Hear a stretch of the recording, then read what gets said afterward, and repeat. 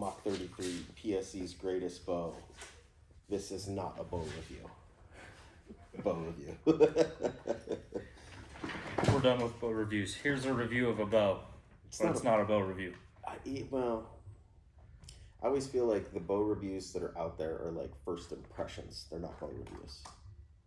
Like, I feel like this is more of an actual bow review. Yeah, it's misnamed. Because it's like, I threw a whisker biscuit on it and measured it and shot it through a chrono.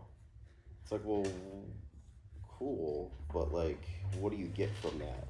Like, have you tried to tune it? Have you shot it at distance? Have you shot, seen how it performs over like arrows, not just 10? Right? Like, that's kind of where this idea came from for this. Right? That makes sense, right? Yeah, it's like an actual practical, experience based. Like those guys that do car reviews, they don't go to a car lot and be like, okay, this is a 1998 Chrysler 300M. Yeah. It has 20-inch wheels and a motor. I don't know what kind of motor or transmission. No, they go out and they don't just fuck out of it on a racetrack. Yes. So. And we've had plenty of experience with the carbons. Yeah, and now that I've spent like a few days, I shot indoor at Rob's with it. I shot the 10 targets with you with it. No, that was the lift, I'm sorry. I shot 10 targets with Kevin and Janet. I shot 10 targets yesterday. I don't know. I've got about 10 hours of shooting, give or take. Plus all of the fiddling. The fiddling, but also all of the time that we spent with the other carbons, like the Levitate, the Mach 30, the 34. It applies. A lot of that applies to this. Like it's helped shape our perspective on this bow. Yeah, and the evolution of that. Yeah, exactly. Right, that makes sense. Yeah. Right? Why is that better than the Levitate than the Mach? Because it's an inch longer. Right. I don't know. The bushings, the extra stabilizer bushing on the bottom, the quiver bushings, if that matters to you, the PSE quiver, if that matters to you. Yeah, Kevin's shooting with that PSE quiver on it, and he's like, I don't even notice it. So, even with the arrows on it? He didn't put arrows in it. Okay, I was gonna say that's when quivers start sucking. Yeah. They're tight enough. Like, I never really noticed it too bad when it was on the Mach 30. But cool, I guess we should. You know what's interesting? I have not touched these yokes. Like back when we did the shims, I would always you'd have to a little cheat bit. Yeah, just to get the micro. No, I haven't had anything really get between shims too bad. Yeah. You know what I'm saying? Like, it's like, they're pretty close. Yeah. And I'm sure somebody's going to make easy 220 shims and the in-between sizes, just like Podium did with... Why wouldn't they? Yeah. I mean, you could 3D print them, I'd imagine. Yeah. They're not, I'm not a... They just need to be dense. Like the plastic. Do you really think it's that dense? It doesn't seem like it's very... I'd imagine it's got to be somewhat dense just to not break down or not... Yeah, especially like if it wears over time. I mean, granted, it's not like anything's rotating against them. It's just the pressure. Yeah, I don't know. Because the way they wrote a song about it. The way that Camlean works is it's gonna build it's pressure. Gonna squish, no matter what. Yeah. But does all that pressure get absorbed in the bearings that kind of hold it in place, or does it slide it? You know what I'm saying? It would have to. You would think. I don't know. Yeah. Interesting. I mean, there's definitely some horizontal pressure on the axle. Not the way I shoot, bro. Probably one side, not the other. Yeah. I don't know. Because if you think about it, if you didn't have those in, the cam would shift when you drew it back. I've never tried. Like if it was just free floating. I wonder if we put like a slightly smaller shim on one side, and then like set the cam in the middle and try to draw it. It would shift because of a lot of the other bows that I've tuned in the past, where shims have dry rotted and fall out, or you can hear it click. Oh, okay. And that's the cam shifting over. Ooh. So the cam will want to go a certain way, just based on how the limbs are, based on the cables pulling it. That makes sense. I don't know. Yeah, so I mean, it's some pressure. It's probably not you're probably right. It's probably not much pressure at all. Like they could probably do because those shims don't feel like anything special at all. Yeah. They need enough spring to pop on the axle, and then just be hard enough not to get squished. Yep. So slightly harder than styrofoam. Oh, all right. Well, I guess we might as well do this. How's it going, folks? We're back. Today we're doing not a bow review. Let's review a bow. Yeah. Well, I guess we kind of talked about it right before we started. A lot of the bow reviews, if you watch bow reviews on YouTube, they measure axle to axle and brace height and basically just read a spec sheet, you know. And there's enough of those out there. I don't really feel that we need to add the way we read a spec sheet to you. So if you're interested in a Mach 33, you've already watched that video, I got to imagine. But so what we're gonna do, what I guess mainly I'm gonna do, is talk about, that should be good, my Mach 33, the way it's set up, the way it's shooting, how easy it was to tune. I installed Cam installed the Fire Knock titanium kit for me. The more and more cams around, the less and less and less I have to touch bows. It's quite nice. It's an amazing thing. Yeah. So yeah, that's kind of the approach we're going to take to this. So I've got my Mach 33 here, my wife's Mach 33 there, and we're going to talk about them. We're going to talk about PSE carbons in general. That's why I got Luke sitting here mainly, not just for his good looks, but for his the time he spent with the Levitate and then the Mach 34 you shot for a while and hunted with. So PSE carbons, right? They started before we started. Oh yeah, when they were rough. Yeah. The carbon airs? The carbon air. Before the stealth. The stealth is when they really started getting that was right when we worth started looking with at. the stealth, because Randy had that stealth. Yep. And then mainly we're gonna focus on like Levitate up because it's what we know the best. And truly, the Levitate was literally the stealth Mach 30, Mach 31, I think. They just put on the S2 cams for Dudley. Exactly, but everything else was the same. So everything applies from the stealth all the way forward. Yeah. And they've really refined it quite a bit, especially with I remember the complaint before that was a tremendous amount of hand shock because of the limb pocket angle, and that was when they had the 35 and the long ones, and it was just a very unrefined thing. But ever since the stealth forward, it's become an incredible carbon bow. Yeah, and I'm pretty sure it's the only carbon bow made in the U.S. by any manufacturer. That is what I understand as well. Yes. So if somebody else is making one, we're sorry, but as we understand it, the PSE is fully made in the United States. What about the carbon elite? Did they outsource it? Does anybody really care? I don't know about the elite. Yeah. Which, I mean, it's a good bow. I had one. It actually shot quite well, so I shouldn't say that. They just don't sell a lot for us. I don't know. Yeah, which is weird because it was the bow of the year. Funny how that works, isn't it? The bow of the year, whatever. Yeah. Whatever that means. Yeah. I guess, yeah. There are other carbons out there. Like I said, I don't think any made in the U.S., but whatever. Maybe they are. I don't know. Yeah, the Hoyts are made elsewhere, assembled in the United States. Yeah. What other carbons is there even worth considering? There's the Bowtech. Eon, there's the Bowtech, which we were just talking about how underrated the Carbon 1X is. Yeah, dude. Literally sold one of those. Yeah, and I don't know why, because like Evan was saying, it's slow, but we're gonna talk about that too. Yeah. But yeah, I don't know. I think they just kind of shot themselves in the foot by releasing the 30 first, and then everybody shot it and was like, nah. And then it was kind of flopped. Yeah, the 1X, which is a incredible bow. Yeah. Got no love. Zero. Yeah. It was I think I can recall 2 customers ever even asking about it. Yeah. Which is insane for like a new flagship bow. That Bowtech has been putting R&D into for like 2.5, 3 years before they released it. So yeah, it was. I'm sure that had to be a little bit of a disappointment for them. Yeah.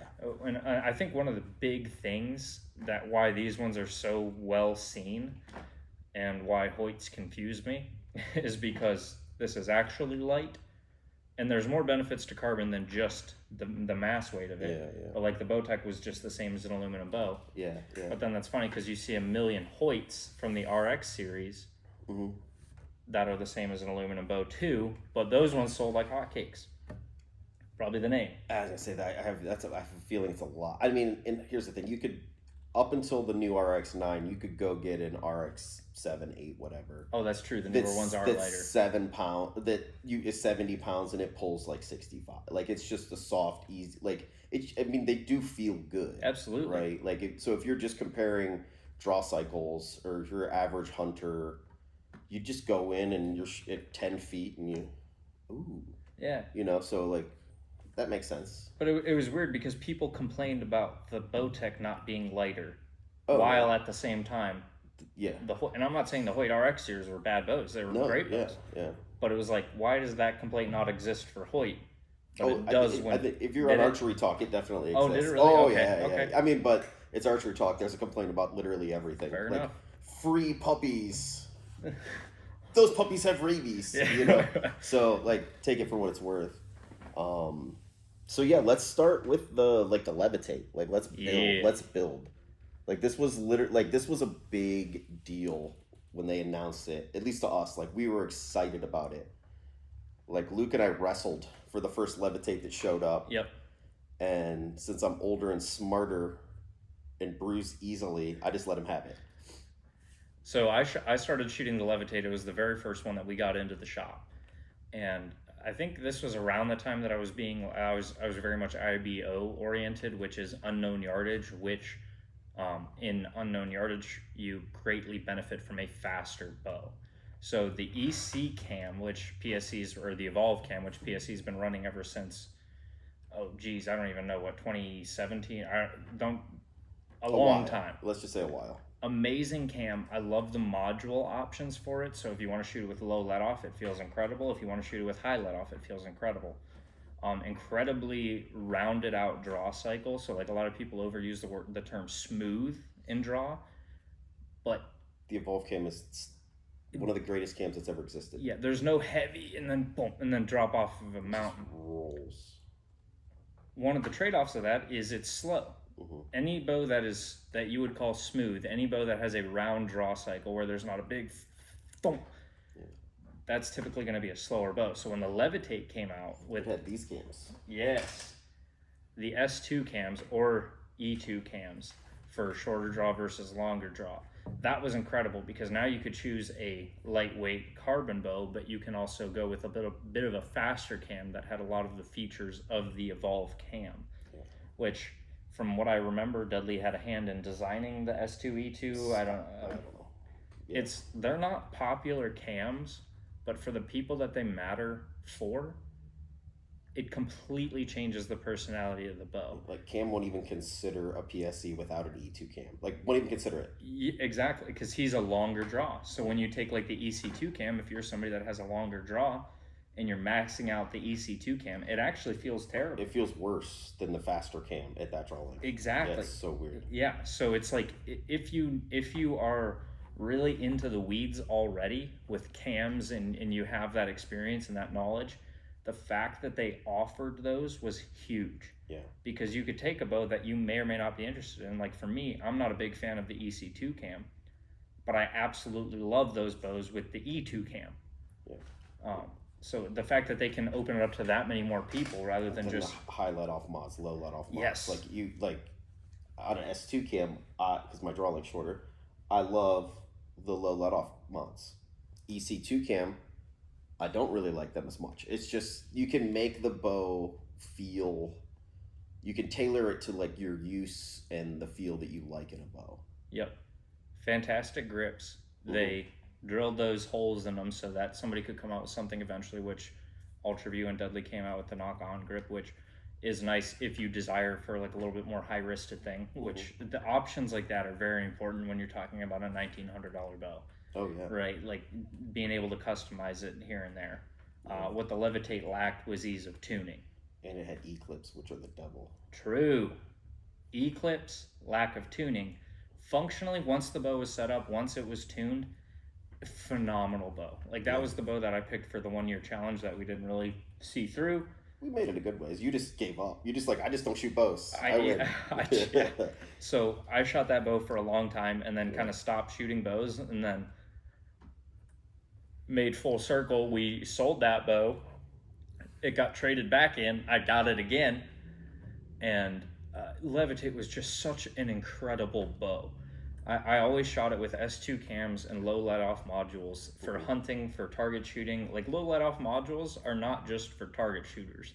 Yeah. If you desire a little bit more holding weight, which I love, especially being a carbon bow, one of the reasons I love it, like lower let-off, higher holding weight back here, is because that resistance helps you aim better.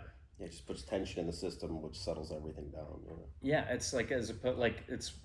I don't know much about guns, but do you think like I don't know if this is inaccurate? It'd be like putting if you put a sling on a rifle and add that tension, it can slows your float down. There's really no way to add tension into a system on a rifle. Like you could squeeze it harder, but then that usually gives you weird stuff. But like mainly it would be like adding a sling to a rifle kind of thing, I think. So would it be very difficult to shoot a rifle free-handed at 100, or is that easy? Like what it's kind of? It's not. I mean, it depends. Like I've shot silhouette my whole life, which is offhand 22s or center-fired rifles, no slings allowed. And I mean, you're shooting at targets that are this big at 100 yards, which is, you usually hit them. But like most people, so if you gave a rifle to like your average Joe hunter, it's like archery, right? Average person, it's hard. Okay. Once you practice something, it gets easier. Okay. Yeah, I guess I probably shouldn't go with that analogy because I don't know as much what I'm talking about. But basically, like if you're holding up a rifle or a crossbow, like shooting a crossbow free-handed at 100 yards is hard. Pretty difficult. Yeah. Shooting a bow, in my opinion, is a little bit easier just because you have that actual resistance. Mm-hmm. And then firing the bow is, of course, way more complicated than a trigger because it's a dynamic follow through. But the actual act of holding the bow is easier when you have more holding weight if you can handle it. So that option is fantastic. And I just fell in love with that bow. I shot that bow forever. And there were so many good things about it. I don't want to make this about the negatives, but it will really highlight the good things about this bow. This is about the evolution, man. That's how it works. Yeah. If you would, could you pass me? Or actually, that one. Get Janet's. It looks better than mine. So one of the big things with the Levitate was the lack of mounting options here. If you wanted a lower back bar, that's not the case. If you wanted a lower front bar, which was pretty rare in this industry until a couple of years ago, you couldn't do that. But this was a big downgrade from the aluminum counterparts to these bows. Oh yeah, the NXTs. Yeah. You want to mount it here. And then Bowtech, you can mount it here. It was just like, this is all you got. It's like on one plane here where you can mount your back bar here if you want to. You can mount this guy here. But then like with aluminum bows, especially if you guys are tournament shooters and all that stuff, I know a lot of people, including myself, like to add little stacks of weight.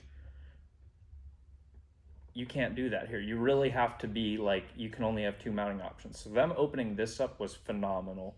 Yeah. Having this stuff is cool. That's not really my thing, like the integrated mounting systems here, like the pick mount and the I'm a big fan. Dovetail, but a lot of people really, really like that stuff. So it's not my cup of tea, but it's a great option, especially because now everybody's coming out with pick mount options and everybody's doing the integrated rest options. That was pretty great. What else with the Levitate? Jeez, it's kind of hard to pick it apart because that was such a phenomenal bow, and this is just the littlest, like very functional upgrades from the Levitate. These quiver mounting holes. Even the 34 didn't have the lower bushing, right? Correct. Yeah, until the second gen. Yeah, we had a lot of people who were not interested in the 34 because they were waiting for a carbon to come out with this lower bushing. Because they saw their aluminum bows ever since the Evil. Yeah, it was the Evil, right? No, the NXT. The NXT had the NTN actually was the first one. It had a lower. Because like my NXT 35 had it. Right. Yeah. So that was the first one, and then they kept it from there forward.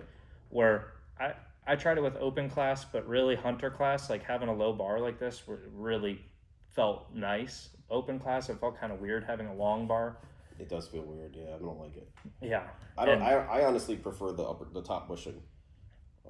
It's just personal preference, right? Like yeah, if you want it, you got it on this one. I normally put like Hoyt ghost sticks on those, which will be on this bow eventually. This bow hasn't been to my house to get the ghost sticks. And stuff like that is huge. Like if you have a bow and you absolutely love putting Hoyt ghost sticks on a PSE, being able to do that is incredible. Otherwise, you're using the $15 True Glow, which is what I'm using now. Which are nice. They're my favorite kickstand if you don't have a proprietary option or something. And like I use those Hoyt ghost sticks on PSEs and on the Elites, even though they have the little bipody thing.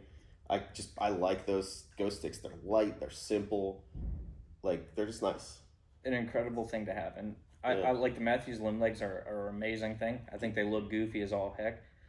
Just when you're shooting them at full draw and you get this big tripod out the front, but you that's can drop such your a bow minor and it complaint. Just stands up. It's awesome. Such a minor complaint. Yeah. But little things like that matter when we're talking about $2,000 base price for a bow. Yeah, exactly. So they did the 34, and then out came the 30, right? Which is basically everything this bow is, just slightly shorter. Right, you got your integrated mounts, you got your fixed roller guard.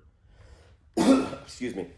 You got the ability to mount the PSE 2-piece quiver with the arrow holder that goes on that fixed roller guard. You got the pick mount. You got everything you wanted basically with the Mach 30. And like I was drooling, waiting for them to either put that into something the Levitate size. Well, actually, the Levitate size is what I like, 32, 33.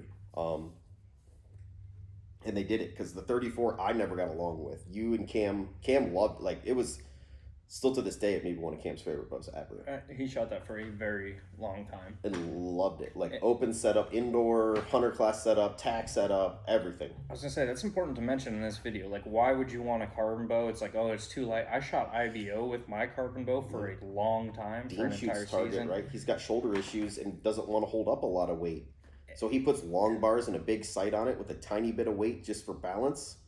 And like he absolutely like kills with that bow, right? Like he shoots it well. He's got 2 of them. Yep. Yeah. Cam for indoor shot some of his highest scores ever with a Mach 34 set up for open class. Yeah. So it's not like you have to choose a carbon bow just because you're an out west backpacker. Yeah. No, I mean, hunting in Ohio, it's freaking cold. It's really nice to not have a metal grip that you're touching with your hand, right? I don't really worry about it because I hunt with a piece of wood, so my grip's never, it's always the same. But that's amazing. If you've hunted like late season, as soon as you grab your bow, because you can figure out gloves that work and all this stuff, but at the same time, exactly, gloves, like my hands are in the little muff and they just come out all nice and warm. You grab that aluminum grip, and instantly you're 10 degrees colder. Oh, it just sucks the heat out of you, and to the point where it's painful. Yeah. And if I'm the type of guy that as soon as I see the deer, the bow, I'm grabbing my bow. I don't care if it's 400 yards away, because things can close distance. You could be watching this deer when another one creeps in here. Like I am always way more ready than I need to be. So having an aluminum bow for realistic, I mean the days where it's like 15 degrees out or less, and you're holding an aluminum bow for 5 minutes, you feel like your fingers are going to fall off. Oh, yeah. Like, it feels like somebody's got vice grips pulling, like, squishing them and then ripping them off. So the carbon it's not warm. No, it's a heck of a lot less cold. Yeah, it's not stealing your heat, right? So with the Mach 34, I don't know if that's when they introduced the Easy 220 shims, which were incredible because it's a way to tune your bow by shimming it without popping axles, dude. Dropping shims, like I hate shims with a passion. No calipers needed. You have the numbers on there, and it makes it just super easy to. Okay, I got a 1/2 inch left tear. You're not trying to turn those little yokes that are super tight to the bearing. Yeah, like it is not as nice as like Deadlock or the Matthews Limb shift, but for what it is, it's so freaking simple. Mm-hmm. Like it's really not that like thing for the customer. To me, it feels like it's like for the pro shop. Like it's like a good job, guys, enjoy. To me, at least, right? I agree. Depends on your pro shop, because if you Yeah. get charged, like depending on how much you get charged labor wise, Oh yeah. to tune this bow right now, if it had a 1/2 inch left tear and you took it to a pro shop who you don't work on your own stuff, you take it and you pay an hourly rate. Yeah. Oh, you're It's- saying it saves them? Yeah, yeah. It's quick. It's okay. Pop it in the press. Just take a little bit of tension off as they recommend, and pop those shims out. Put them back in, rather than completely taking the bow apart, pulling the cams out, laying everything out, taking up an entire table's worth of space. Then Yeah. it's just way more labor involved, depending on how your pro shop charges you. So Yeah. it's like little things like that. You might not necessarily feel it when you're working on it, but it'll save you some money when you go to get it serviced. Yeah, and I still haven't tried to change the shims, not in the press, honestly. I have no need to. People say you can. I'm sure you can. I don't. PSE says not to, and honestly, I have a press at my house. There's presses here. I've never needed to. Mm-hmm. So like, maybe someday I'll test it. But who cares? Just don't do it. It doesn't matter unless you have to. Or if you do it, get ready to pay the price of whatever happens, whether it goes successfully or if something goes bad. Then, hey, you know what you got to do. Yeah. PSE recommends you do not do it. And That's all I'm gonna say. And at the same time that they introduced the Easy 220s, they also introduced the sleeved, the axle bushings, Dude, my favorite. which is amazing because if you remember Matthew's top hats, Yeah. you could tighten those things so darn tight And destroy your bearings. and literally just sandwich that bearing. And Yeah. it's like, okay, there's a torque spec on it, but it's like you had to make sure that you did that every single time. With these, you crank them in and it's a sleeved bearing. So you crank those things until they're good and tight, and you're not worried about excess wear on your bearing, which is very nice. Super nice. And like, full draw stability was yeah. I don't know how many full draw stabilities. I think this has 2.6 or something. it's a lot. Yeah, I don't understand full draw stability, but it's a measurement. I've heard 7 different definitions for it. Yeah.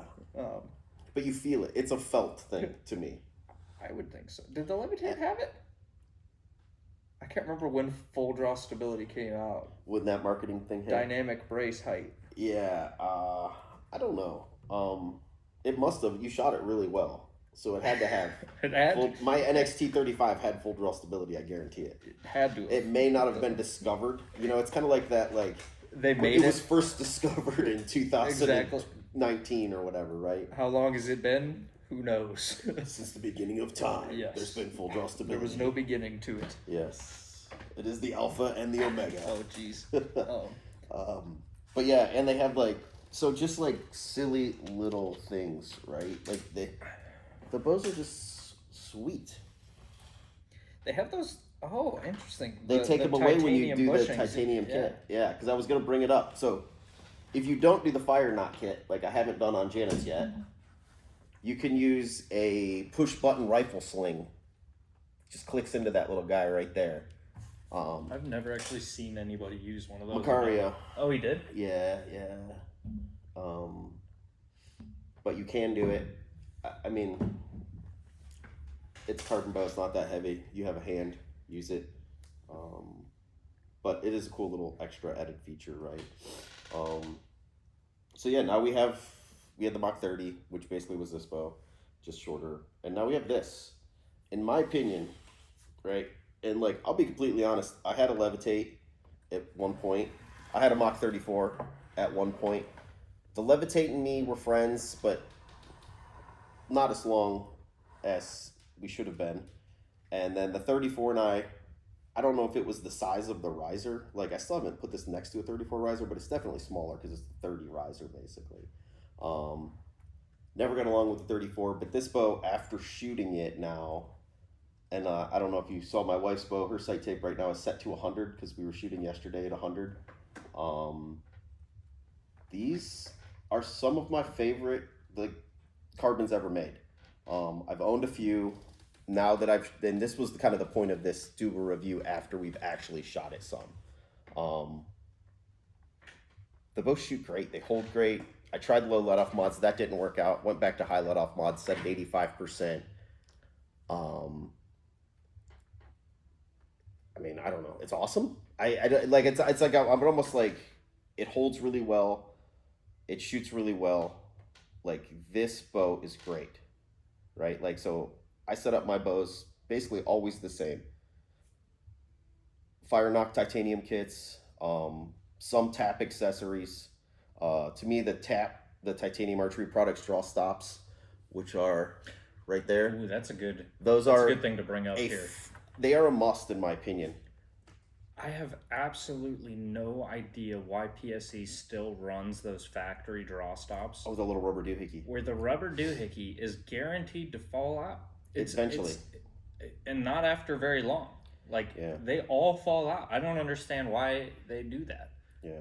It makes zero sense. It's this incredible product, and then it's like, oh yeah, that's going to fall out on you. And does it function still? Absolutely. But it's like, why do you design something that is gonna fail within the first couple months? That's a weird thing. Yeah, it's a small gripe, but like, give the shooters a more solid wall. Why wouldn't you fix that?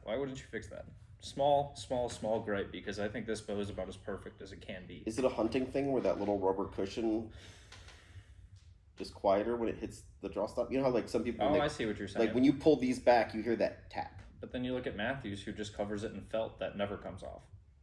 It is actually hard to get that off. Yeah. I peeled it off my title. It was, I was like, it doesn't come off. That shit is on there. Yeah, and that's silent. But no, that's a good point, where it goes tick. You can hear it kind of just poke into the back. Especially the way Janet draws. yeah. If you come into that valley hard, you'll hear a little tick. Which that makes sense, but there's better solutions to that. And they put it on their target bows too. Yeah. So... And it falls out every time. Yeah, and then you got to pay a crap ton of money, in my opinion. You got to pay a lot of money for these things. What is it, like $50 to $70? I think they're $35. Never mind, that's actually not bad at all. No, and they come with titanium screws. Very reasonable. Which, make sure you have the right size torque head, or you will strip it out. Yes. And if you strip it out, it's a little bit of a pain in the butt to get out. And just to complement this cam even more, it's a little thing, but the ease of adjustment on your draw length. There's 2 screws in this Evolve cam, and this is old news because this has been out for a long time, but a lot of you might not be aware of this. There's these 2 mod screws right here. If I remember correctly, they are never behind the limb. No. They get really close, but you can always reach them. You can always reach these without pressing this bow. You can go to every single draw length just by loosening these, shifting the mod, tightening them. You never have to pull a mod screw out. You never have to replace them, make sure it's in this channel. It is the easiest cam to adjust ever. I will say, when you get it done, when you're done messing with your draw length, when you've finally done, I want you to pull them all the way out. I want you to coat them in blue Loctite, and I want you to put them back in. That is true. Because they do come loose. You will get buzzy cams or mods occasionally. And this has been going on since the beginning of PSE time. Like, just put some Loctite on them when you're done, before hunting season, so you don't have to worry about it. That's the one thing. But, I mean, there's a lot of stuff happening down there, so it vibrates a lot. So... just make sure you put some Loctite on those. But yeah, check these bows out. It's kind of the point of this, right? It's like, these bows are great. I feel like they finally have done all the things, right? I don't really have another want other than more speed. I was gonna say, one of the things that's cool about this, he just said more speed. If you want more speed, you can get, for a very limited amount of time probably, you can custom shop a faster cam. Well, hey, I actually have a set. So if you already have a set of S2 cams, that's one thing. But if you really like that bow and you want something faster, like Janet's got this bow, she shoots 50 pounds. She needs that extra speed, and she really liked that cam. So she shoots an S2 cam, Mach 33. Yeah. Joe doesn't really need the speed because he can pull 70. I think he's shooting at 63 right now, but that is a perfect cam for him. And then you look at Cam, who is a long draw, doesn't like how that one feels, and he's got an E2 cam. It's the Mach 33 in 3 different versions, which unfortunately that confuses a lot of people. Yeah. But if you know what you're talking about, it is so nice to be able to say, I love that bow, but I'd want this. Oh, I can get that? Great. And you can go to the custom shop and you can get dang near any color you want. Who does that? Nobody does that anymore. Literally no one but them. Yeah, which is, I mean, it costs money. Yeah. Honestly, a pretty reasonable amount of money for Yeah. completely customizing and the time, it takes more time. But like, you can have it how you want it. yeah, like my wife does not care at all about hunting. She actually cares about pretty bows. That's all she cares about, right? So And you can tell. Yeah. That is a gorgeous bow. Yeah, it shoots that good too. Like Janet was stacking arrows at 100. So like what Luke was talking about speed, her S2 cam, she's pulling 50 pounds at 27 and a half, and she shoots a 300 grain gold tip velocity. Actually, I think it's like 301, but 300 grain gold tip velocity. And her bow, that bow is shooting at 281 feet per second, which is freaking awesome for a 50-pound bow. My bow is 63 pounds. I'm shooting a 304 grain arrow, and it is going 300 and, what did I say, 5 or 9? Just sub 3. Yeah, okay. So 305 with the EC2 cam, which is slow, but... If that matters. Yeah, does it really matter? No, 300 feet per second is kind of like I want to be at least there for my tack setup. And that's basically what this bow will do. So, but it will be nice and smooth, still be plenty fast. And if I wanted to get crazy, I could get my arrows lighter. Yeah, and if that's too slow for you, custom shop it with the E2 or S2 cam, depending on what your draw length is. Now I kind of want to put my S2 cams on this bow. And it's like, dude, you can. I can make a knock 33. Because I have the knock. I have the knock on S2 cams and keeping it alive. Yeah, because I have to tear. They're on the shoot down now, but I'm not shooting the shoot down, so I can put the SE2s back on the shoot down. Put the S2s on this bow, which is kind of awesome if you're one of those people that has a collection of bows like Joe, where you could transform them as you see fit. It would be and it would be 65 pounds then, not 70. And every version of that is efficient. Oh yeah. Where we've frankenbowed bows in the past, where some of those bows yeah, where it's like you make something and it functions and it works, but it's like the least efficient bow you've ever seen. It's like if he wanted to make that a fast bow, the only thing he would need is cams and strings.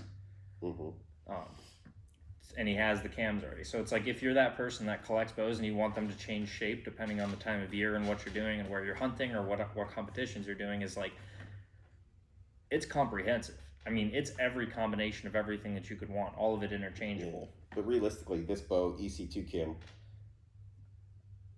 it's 70 pounds. It's like Kevin is absolutely in love with it. And like, most people, that's what you want. Yeah. Most people, the EC2 cam is what you want. Yeah. It's nice that it can suit the people who are incredibly picky like us, but then it's also like the average guy typically just wants the EC2 cam, which is why that's the only one that they offer. Yeah, which stock. I will tell you, if you're that longer draw guy, if you're that 30 to 31, it's like 30 and a half and over is when it starts to really hump it. You owe it to yourself, if you're interested in a PSE, to try to find one with an E2 cam to shoot. It'll change your life. Yeah, like it feels better. Like this bow feels amazingly smooth at my draw length. I've shot this at Cam's draw length. It does not feel great.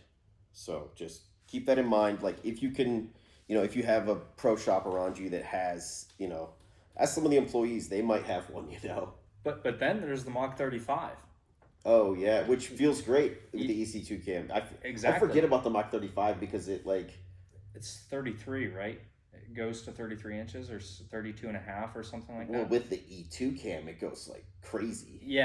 But with the EC2 stock, without paying the upcharge for different cams, then it's like, okay, you still like the EC2 cam, but you don't want to be at the tail end of the draw. Try 35.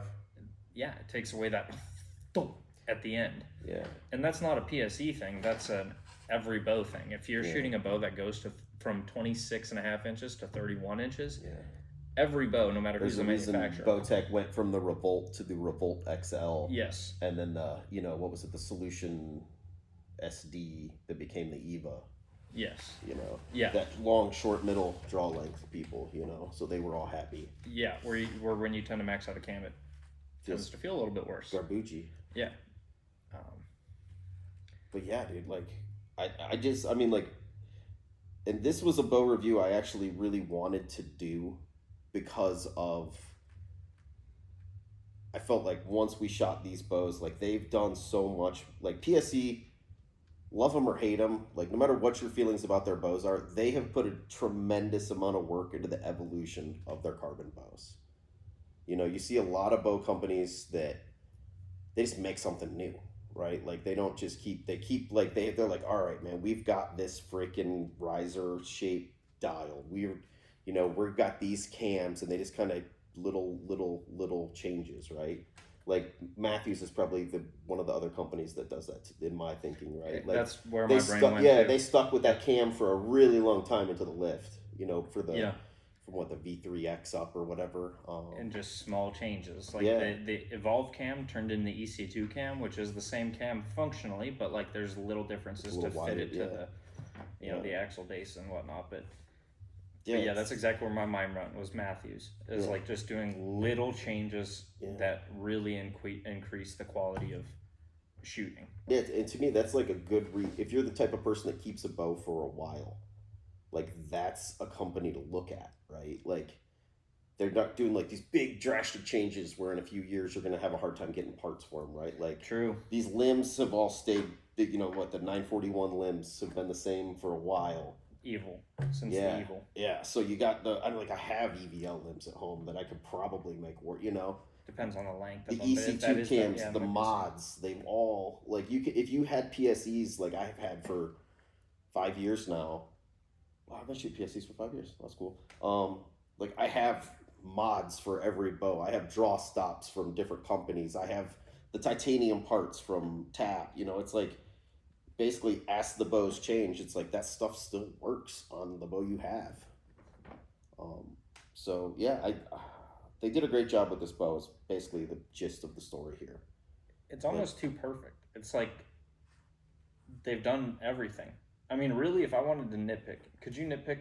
I have one thing in mind. I would like it to be heavier, personally. Interesting. Like, I like heavy bows, though. That's why historically me and Carbon don't get along. So, why would you like this over the Decree, for example?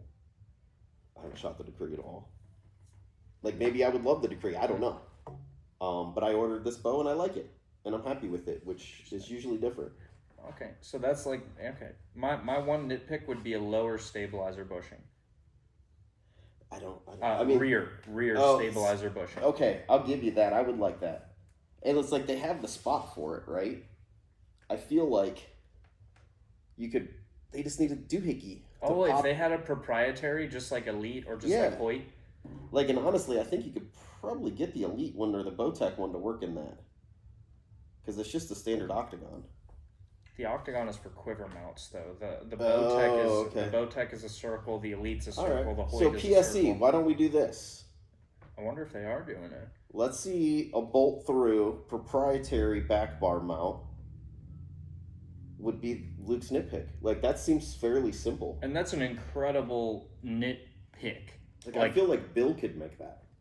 Yeah. Bill Rabbit, let's do something. So when I was shooting my Levitate, and I was shooting it for IBO, and it's kind of funny because why are you shooting a carbon bow if you want it heavier? But I had the same experience where I was shooting it because it had incredible speeds, but it was like I wanted it to be a little bit heavier to buck the wind in IBOs. Most of the time you're in the woods, but when you're in the fields, a carbon bow in the wind definitely goes. Oh, yesterday was windy.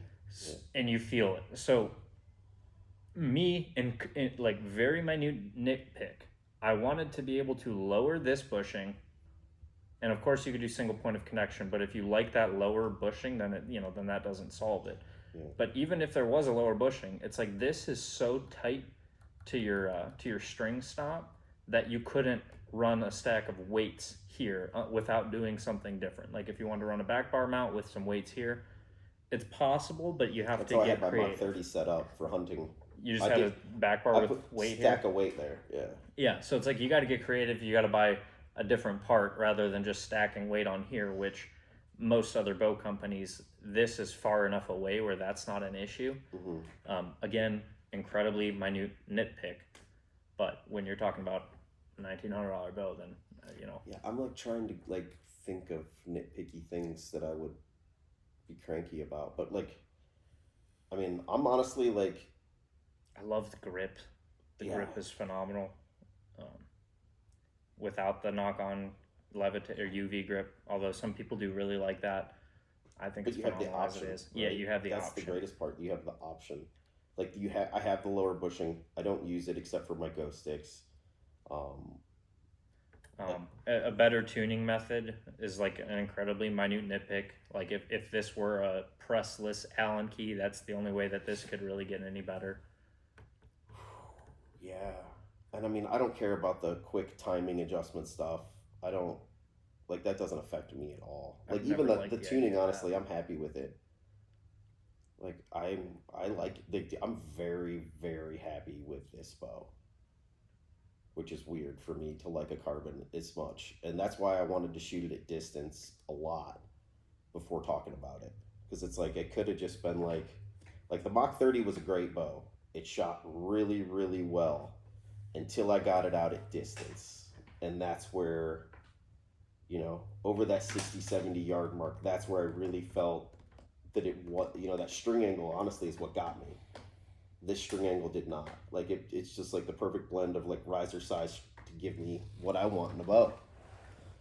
And you can get away with a little bit bigger of a bow if it weighs a little bit less, if you are a weight conscious person. Yeah, awesome. But I can't say enough good things. Like, I'm super happy. I special ordered one, but I don't shoot bows, so I sold it to a customer who would appreciate it more than me. Yeah, that E2 With the cam E2 came and cam. gone, and Ben is loving it. Yeah. Yep, and he's loving it, and I mean, really, really phenomenal bows. He shot a 448 Vegas 450 the other night with it. Ben shot a 448. Yeah, with a hunting bow setup. So yeah. No lack of accuracy. And 5 mil arrows. Wow. Yeah. Is that his PR or is he normally put? I don't know. I just was 448. I was like, 448. oh dang, that's awesome. But yeah, like he's shooting really Wow. well. The bow is agreeing great with him. Yeah, like the Mach 33. If you've shot the Levitate, if you've shot a Mach 33 or a Mach 30 or the 34, and you're in the market for a new bow, I am not saying you need a new bow if you have any of those bows, or even if you don't. I don't care. Like you don't need a new bow, but if you're in the market, just shoot one of these. Do yourself a favor. If you can, try to find a shop that has a few different, the S2 or an E2 cam in stock. Some of them might. We have our personal ones here that we'll let people shoot. Plus, we have the EC2s in stock. What are you fiddling? Oh, I'm trying to set it back to normal now, as non-intrusive as possible, but apparently that failed. So I'm just gonna put this back and yeah. Sorry, guys. But yeah, like try to shoot one. And if you're in the area, we have some. I heard there's, like Cam was saying, apparently the internet is like getting pitchforks and torches because of wait times on carbons, I guess. So we have them. we've got them. We can't ship them, but we have them. So road trip, I guess. If you want to set one up, we do appointments, like in-service appointments. If you don't want to wait for your bow, just call the shop, email us. You can set up an appointment to set one up. Yeah. You can set up an appointment to test shoot bows with no commitment to buy. If you set the appointment, then you get charged for an appointment. But if you walk in, if you set the appointment, let's do this too. I don't know if we offer this, but I'm going to offer it because I'm feeling like I'm in a good mood. Use discount code Joe Says. Yeah, Joe Says, and it works sometimes. If you set an appointment to buy a bow, right, and you buy a bow, we will take the cost that you paid for the appointment. We'll take that off the cost of the bow setup. So we won't charge you $50 to buy a bow from us. Yeah. And if you don't want to set an appointment, then you might have to wait a little bit, but you can walk in and shoot bows. You can walk in. Saturdays gets a little hectic. A little bit. I know I had some very understanding customers this weekend that understood what was happening and were happy to just mill about and wait their turn. So and that's the thing, is we have so many different carbons here set up So if you want to shoot them set up, that's too. the guy that like bought my lift. I was like, what's your draw length? And he's like 60 pounds, 28 and a half. And I'm like, how would you like to shoot a couple setup bows? And he's like, oh, he's like, you gonna totally build one for me? I'm like, no, that's mine right there. Grab it and shoot it. So like there is an opportunity to like shoot something that's set up versus that bear riser into a target, right? Which is, makes it a little nicer. Like I try to keep all my bows here for the most part. And if you're a lady that likes a 50-pound bow, this is usually here too to shoot. Or a guy that likes a 50-pound bow. Oh yeah, I didn't mean to insinuate that only ladies shot 50s. It's become very popular, and she's shooting a 300 grain arrow at 280. Yeah. If you got bad shoulders, why in the world not? Like, that's screaming fast, plenty to kill anything, whatever you want to kill. Yeah. And the different flavors, and get that. If you want anything other than the standard cam, act fast, because who knows what's going to happen. It's because it's not popular to the masses. It doesn't make sense for PSE to keep producing them. We don't know anything about whether or not they're gonna, but you could see they introduced them as stock options. Yeah. And then now they're an upcharge. Yeah. So if you want them, and I can't stress that enough, they're amazing cams, the S2 and E2 cams. Yeah. Who knows how long they're gonna be available for? Maybe it'll be for a long time. Maybe it won't. Yeah. Like honestly, like it would be worth it if they charged even more than what they charge now for them. Like to make it more worth it to them. I'm not giving you any ideas, PSE, but it's, in my opinion, that's still a pretty low price to completely customize a bow. Yeah. It's an extra $300 for paint and cams, wasn't paint it? And cams. Don't quote us on that. It might be $400, but I'll have to look. To completely customize a bow. Yeah. Factory paint job with the warranty. Yeah. Otherwise, you're gonna have to pay somebody, or if you do it yourself, strip it down, paint it, and then it might not be good, might be good, might not be good. But this is a company who knows how to finish their bows. Yeah, and it sounds very reasonable to me. If you're paying 19, not even close. Like if somebody was like, "Hey, I want that Bowtech Proven in pink," I would be like, "Oh, $200." I'd be like, "No way, not a chance." Yeah, and guarantee the paint. Like, exactly. Not gonna happen. Yes. Because I'm gonna rattle can it in the back alley. And then your resale value goes out the door if you're the one that rattle canned it. Yeah. Exactly. Even if it's a great finish, it's just there's a lack of trust for. I won't touch a used bow if somebody else stripped it down and painted it. Like if somebody was gonna trade in a custom painted bow that like some random dude painted. Mm-hmm. Yeah, I'd be like, nope. Yeah, no, nope. Thank you. Yeah, Don't or it'd be like even if it was a great bow, it'd be like half the actual value. Yeah, which is already pretty low. Resale values are already pretty low in the archery world. Yeah, what's up with that? Like, you think it's just like all the COVID bows are hitting the market again? I can tell you my real opinion. Okay. I think there's way too thin of a line between industry people and customers. I see what you're saying. There's way too many people that get bows at cost or accessories at cost because of pro staff deals, because of pro shops giving people special deals, and all these bows come out and all those people try them, and there are people like me and Joe who try bows and sell them a lot. So all of these like companies are giving out, I don't know if it's the manufacturers or all the people are getting these bows cheap, so they're selling them cheap. Yeah, it makes sense. And then that tanks the market. That's my thought on it. Because the only reason I'm saying that is because typically the values on the used market are very indicative of the actual cost of the bow. Yeah. So it's like, is that a coincidence that it's about the same? Yeah, true. I guess I never thought about it that way. That's my thought. It's a thought. Nothing is. Share your thoughts below. It is a thought. Yeah. No, I didn't. Yeah, I guess I didn't think there are.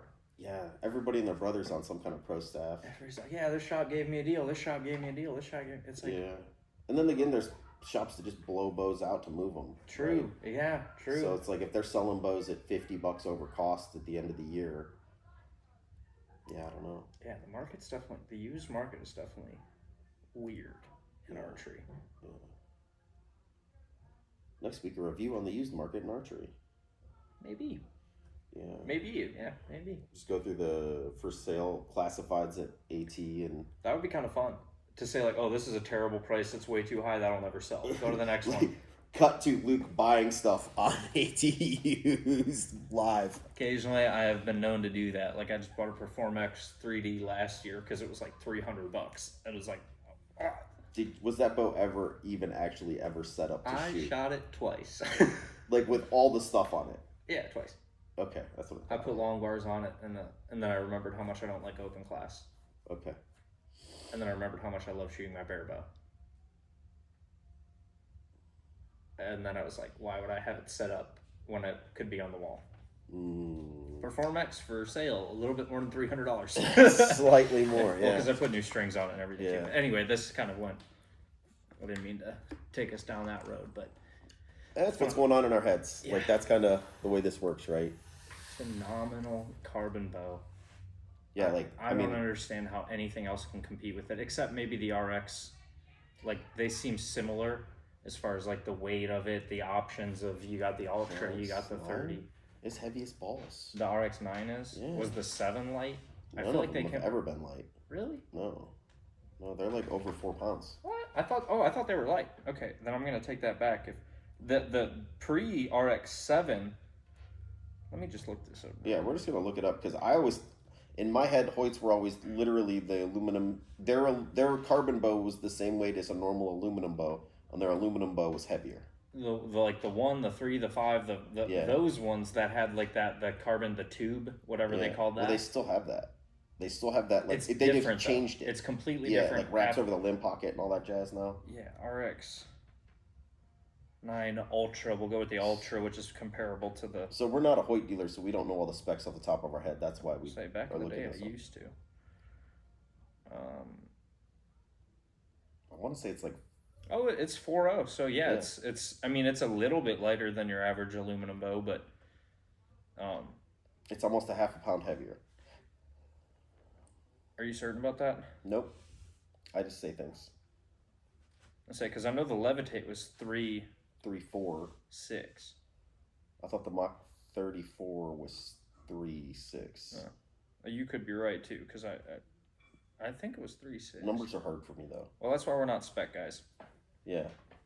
We're not spec guys. Ignore that. This one's 3.9. Okay, so it's lighter. So it's way lighter. Way lighter, bro. So I would go back to that and say that this is comparable to the RX-9. But other than that, I mean, the Carbon Eon from Elite is a great bow, but they only have a short bow. Mm-hmm. If you like short bows, great bow. Mm-hmm. This one you have options, so it's like why? Yeah, the option is amazing. You can still get a 30, Yes. a 33, and a 35. Yes. What's your draw length? Do you want fast? Do you want smooth? Do you want? Do you want a target bow? Yeah. It's crazy. You have all the options with this platform. Yeah. Which is so incredible. And I guess at the end of the day, that's kind of more about what this review was about, is like the PSE carbon bow universe. The umbrella. Yeah. Of PSE carbon. The best carbons ever made. In my opinion, yeah. I mean, granted, I've never spent time with a Hoyt carbon ever. But then Hoyt's tuning system is antiquated. Oh yeah, and apparently it's really hard to get shims. Oh yeah, true. We heard we won't talk about what happens here after hours.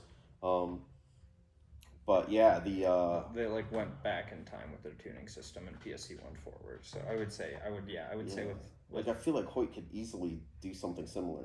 I feel like the patent workaround is incredibly difficult because you got Elite who's patented the pivoting limb pocket. You've got Matthews who patented the limb shift. You've got Bowtech who patented the cam shift. So it's like they could do like a snap-in type shim or a two-piece shim that bolts together. I guarantee that patent has to be way easier to work around than other patents. I have such little knowledge on what Well, you didn't know I'm in law school? like dude, I don't know what terminology you can patent. Yeah. And we've learned from a company in the past couple of years whom we lost a good bit of money on and hopefully are going to still be able to help our customers that have purchased them, that you don't want to risk patent infringement. Yeah. Could be the cost of your own butt and then screwing over dealers nationwide and customers. Mainly customers. I mean, like, we'll be okay. I just feel bad for the people that have them. And if you bought one from us, we'll take care of you, whatever that looks like. But yeah, we have some stuff. Yeah. But Yeah, you don't want to risk patent infringement, Yeah. especially if you're a small company. Yeah. Geez, wow, this is really taking a turn. Yeah, This is I feel PSE like, card. yeah, I feel like we got it covered. I feel like now we're just kind of like spinning, but like I mean, it's all cool. like I said. The point of this wasn't to do a bow review; it was to talk about the evolution of the PSE carbon universe, or whatever you want to call it. Where's that horrible music coming from? Maybe that's His why daughter. my ADD is so bad. There's just weird Just party throwing me music off. playing. Yeah. So hopefully you guys don't hear that. But anyway, oh my gosh. If you like this type of stuff and you want to hear about it at a different manufacturer or a different series of bow or a different, Yeah. with this one it was so special because it's a pretty unique thing. Like the Mach platform, and again, it's similar to the RX platform. Yeah, and like the last 3 days, 4 days I've been shooting, there's been like 5 Mach 33s around me. So it's And they're like, all different flavors. yeah, of the yeah, yeah. same bow. Like I'll have Luke drop in a few pictures from the shoots we've been at this last weekend, where it was like a good friend of mine, Kevin, my wife's, mine, Macario's, Ben Davis. Randall's Mach 34, Ben Davis, Scott Abbott. Oh yeah, Scott shoots open class with He his. shoots open class with a 33 and Yeah. loves it. Absolutely Yeah. loves it. I mean, I want to say Jason Lovejoy. His wasn't there, but he's got one. Like there's the PSE carbon, like they're freaking everywhere, And they're and they're amazing. all slightly different. Yep. You know? Completely tailored to you now that they have all these options, which is Yeah. harder to introduce with carbon, which is why that's such an incredible. Yeah, I feel like they've Riser. done a great job. They stuck with like a basic form and shape, and people have gotten used to it. It's not the greatest, but it's gotten used to it. And then they have the cam options, the riser length options, the bow length options, everything. I'm honestly kind of waiting for them to do a speed one, like an omen, carbon omen. I don't think they Like will. short brace height, I don't change the think they will. limbs. I don't know. Because typically they come out with a late release 5-inch brace bow, Mhm. and they haven't done that. No. The last one that they did was the Omen, which was like 2-3 years ago. Which was fairly floppy around here, but like the people that have them love them. Still, really? Yeah, Huh. yeah. Like I had one and did not love it. I feel like most people just agree that it's like 6 is a good speed bow. 5 is like if you're a really short draw length, it's great. Yeah. Or if you're from Germany and that's the one that you had available to you. Oh Like yeah. I- Okay. It took me a minute. Then that's different. like that's Like, very directed. That's 5 odd. is very low brace height, very reflex risers to get that Yeah, sort dude, of. I could not in. get that omen to shoot. I can't imagine that would sell well, unless they got like some famous person to say this is the greatest bow they've ever shot, and then. Dude, PSE, reach out. I'll whatever you guys want. I'm cheap. But no, guys, just like seriously, No like matter what's your taste. yeah, we've went all over here, but heart of the story. If you like the PSE carbons, even if you don't like the PSE carbons, you're in the market for a bow, go shoot them. They kind of cover everything: blind hunter, out west hunter, target shooter, everything. And PSE's always kind of been good about the options, not as much in the carbon world until now, but like they've always come out with the 30s and then the 33s. Okay, then they had the 31 and then the 34 or the 32 and then the 34 and then they had the 35. It's like they have this like very fluid platform that caters to shooters, which to me shows attention to detail to the people that really dedicate their lives to this industry, whether you're a shooter or actually professionally They sell in it. precision shooting equipment. Yeah, but like they make it so it's not just like a this is it, buy it or not. It's like they like what's your flavor? They understand that people have preferences and like just I don't a lot of companies do it, but I think PSE does it better than anyone else. Yeah. Where I mean, there's a reason PSE's been the most popular brand at this shop. I mean, since open, I think, right? Like it was slow the first 2 years because PSE picked themselves out of a rut, kind of like that NXT series into the NTN is so rad. I agree completely, but you remember we were saying they were the most underrated bow for the first 2 years we were open because we Yeah. all absolutely loved them. Oh, that's right. But yeah, everybody was like, oh, "Oh, yeah. PSE, point, shoot, explode. Oh, PSE, Yeah, piece yeah, of yeah. equipment." Yeah. And it was like they had this like bad reputation from before. It was like Bowtech with theirs, right? It was like Yeah, the limbs explode. Well, they did for Blowtech. like they did for like a short period of time, and now that's all good. but I would Yeah. say inarguably the last 3 years, PSE has been the most Yeah, popular. yeah. I mean, I've had at least one PSE for 5 years at least. Yeah, I think that's all I've shot for 4 years. Yeah, The Solution was the last non-PSE that I shot, which was a great bow. yeah. I love the Bowtech Solution. And Cam, since he started here, has been All PSE. like nothing else. Like he tried that Athens. That He shot Bowtech Reckoning for a little bit. he had the Reckoning and the SS for a short period of time. Oh, the SS, and great. then once he discovered the shoot down and what was the first one? Was the Mach 34 his first? Yeah, the Mach 34 was his first like company bow. Yeah. Okay. So yeah, once he had that Mach 34, like it was on. PSEs are just they have such an amazing feel to them. They're so shootable. They're so adjustable, transformable. Yeah. Pretty darn tunable. Not the most tunable, but pretty darn tunable. Yeah. Like I mean, Quick and easy let-off adjustment. If you're tweaking draw length, you don't have to get a different module, which Matthews is incredible, but that's the reason I won't shoot him. dude, I already have so many mods. It's crazy. How many? Never mind. I don't want to dog on Matthews, but I have a lot of mods because I'm so used to shooting PSEs. I am constantly fiddling with stuff, right? And on the PSE, it is very easy to do. On the Matthews, I need a mod. But I will say Matthews also, as annoying as that mod system is, I have a 60, 65, and 70 pound title. that's freaking awesome to do that. And that is, yeah. when my Lift X gets here, I will have a 60, 70, and 80 pound title with just swapping mods. Lift X. Yeah. Is that what I said? You said title there, but Dude, an 80 pound title, I would like. well, that's when you said that. I was like, ooh. Yeah, I know. Yeah. So, it's gives and takes and everything. That's a very good point because you're absolutely right about that. Because like that, I have to swap. I have to back the limb bolts out, and I don't like that look. I know it's the dumbest, stupid old school, thing, but it literally seeing a limb bolt backed out. I know it doesn't affect anything. Actually, before we did this, I tested it to make sure it did not. Because I was efficiency wise. Yeah. Like, so if you've heard the old saying, right? If you have a 70 pound bow and you back it down to 60, that 70 pound bow back to 60 is less efficient than a 60 pound max limb. It's not true. Literally, right before we started filming, I grabbed a 60 pound Mach 33, scaled it, made sure it was the same weight as this bow, and because I have a peep and more stuff on my string, my bow was like 3 feet per second slower. Mm-hmm. So, there you go.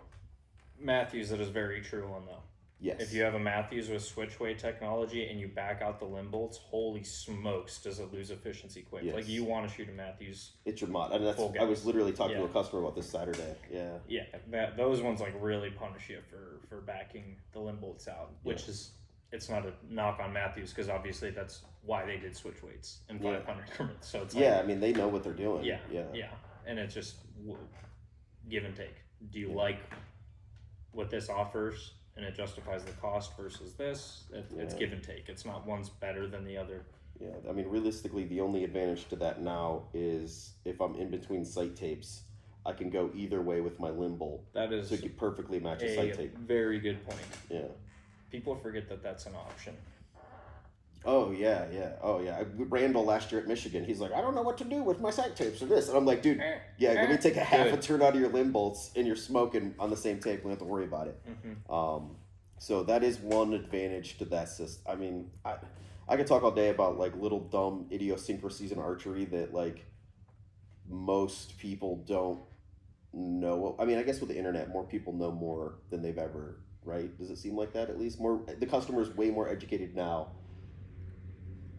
And like sometimes I feel like they're overeducated in what they understand. Yeah, they're lacking context, which is when we first started this our videos up. We had a video called the biggest problem in archery. Mm-hmm. And it wasn't like a one pinpointed thing, but there's never been more information, but more information does not mean better shooters or the correct information.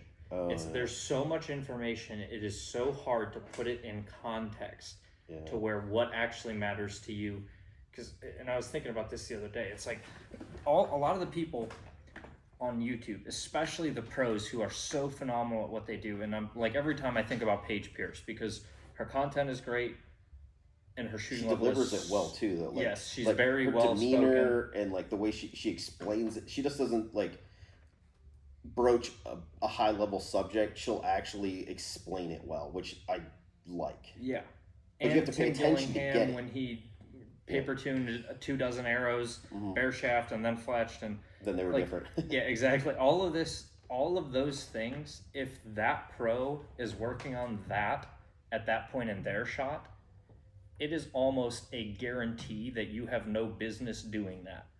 Yeah. Because of all of you see the tip of the iceberg, and they've done all of this stuff. So if you try to work on this, you have none of this, and that's just gonna sink, collapse, whatever analogy you want to do. Yeah. But it's like there's so much information, but that does not mean in any way, shape, or form that information finds its home in your shot and actually improves it.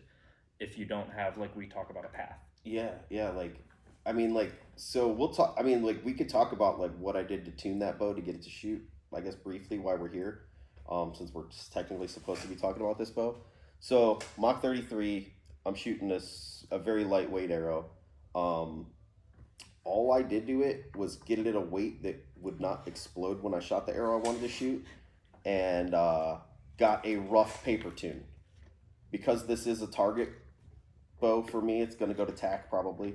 All I'm gonna do now that I have a tape that I trust is sit at 100 to 110 yards and shoot groups and play with my rest. That's all I'm gonna do. I don't care what it's like. Right now, it's basically a bullet hole. It's like I don't know, roughly off, but it's close enough. And like it was throwing down groups at 100 that were quite impressive. Like I was very happy with the way it was shooting. So, like, I'm going to wait till a day it's not really windy and the sun is not super bright, not super, like, just a great day to shoot where it's not hot, not cold, just a great day. And I'm going to throw on some tunes and I'm going to shoot groups and I'm going to microscopically click my rest one way or the other and see what the group does. That's all I'm going to do to tune that bow. And then I'll shoot it through paper and it'll probably be a 2 or 3 inch tear and it will not affect the way I shoot that bow at all. It won't be that bad at your draw length. Probably. Yeah, I guess probably it won't be that bad. Yeah. Maybe. I was going to say Cam. My XF had a horrible tear. And shot really well. Yeah. And of course, he leveled his sight axes. Yeah. Like stuff like that where it's there's so much information that people neglect how important working on your shot is. And with what Joe just said, he didn't just talk about how much work he's put into his shot. Oh yeah, that's a separate topic. I mean, this bow won't shoot, baseball cap size groups at 100 by itself. Like you need to have a phenomenal shot or a hooter shooter, and all of that is within the context of an established shot because no piece of gear except a resistance release is going to help you shoot. And here's the thing: I am eating so much freaking crow on this stupid resistance release topic. It hurts my soul slightly, I'm not going to lie, because I don't like being wrong, but I am happy to admit when I am wrong. The resistance releases, I shot groups, it was either yesterday or the day before, I shot groups at 100 with a thumb button, like a good old faithful thumb button I know and love, and the resistance release, and my groups were probably half the size with the resistance release. Like, I don't know what, like there was a commenter that was talking about the variability in resistance releases. And like at the end of the day, that variability is usually a hand angle thing or something setup thing here for me. I don't know what release I can't remember the release he was saying wasn't accurate over and over and over on a scale. But all it takes is little hand position differences to make that difference, right? That's why Luke hates the scale, and I use the scale very carefully to set a number that I still will change. It's just like it's purely a starting point. If I'm shooting my release really good one day, and on a scale it pulls 14, and the next day I'm shooting really good on a scale it pulls 16, it doesn't matter. Is it shooting really well? Cool. If it's pulling heavy, take some out. If it's pulling light, add some. Like, I don't know, understand. But the resistance release is helping. Like, my brain is very quiet when I shoot. My pin stays in the center when I shoot. So, how does that sound to you guys? Yeah. Brain's quiet, pins on the center. Yeah. Like, how many times, like, I know me, how many times I drew back my bow and it was just... Oh, yeah. Like, and here's the thing, it was super windy the last 2 days here. And, like, that carbon bow, the way the wind was hitting it was... I mean, I was talking to Randall yesterday when we were shooting, and he was talking about he was shooting a carbon Mach 34, and he was like, oh, like, my pin float is horrible. And I was like, well, we were at 110, and I was like, well, my pin float's basically covering that 4-foot bale down there. Just stare at the center and pull. And, like, I think his brain slightly broke, but, like, it's fine. That's one of the reasons I love the resistance, is because you have to do it that way. Yeah. Like, you have to keep executing and staring at the center. Yeah, because as soon as you stop on that release, it's not going to go off. And I'm not going to lie, I punched the bejesus out of it once in the wind. But that taught me never to do that again. It punishes you for it. Yeah, it was like that far from the 4x4 on the side of the 4-foot bale. Oh, you hit the bale? Yeah, I kept it on the bale at 100. Baby. Yeah. So, it was definitely, I mean, but here's the thing, the rest of my group at 100 was about this, and then there was one arrow 2.5 feet this way. So, yeah. Whereas the thumb button might reward you for punching, and then the little devil on your shoulder says, go ahead, do it again. It worked this time, and then you go, Yeah, so, if you've watched these videos, which, if you're watching this one, I'm assuming you've watched others, or if you're a new listener, go back. It's worth a shot. Like, I'm going to do my damnedest to get Janet on one here eventually. Don't tell Janet. It'll be a surprise. And we'll see what happens. Like, please, Janet, please. Did she smoke the wall at Rob's? It's worth it, Janet. Shoot, you're going to hate it. I'm at full draw like this, and I look like she's shooting in front of me here. And out of the corner of my eye, I see her like go, yeah!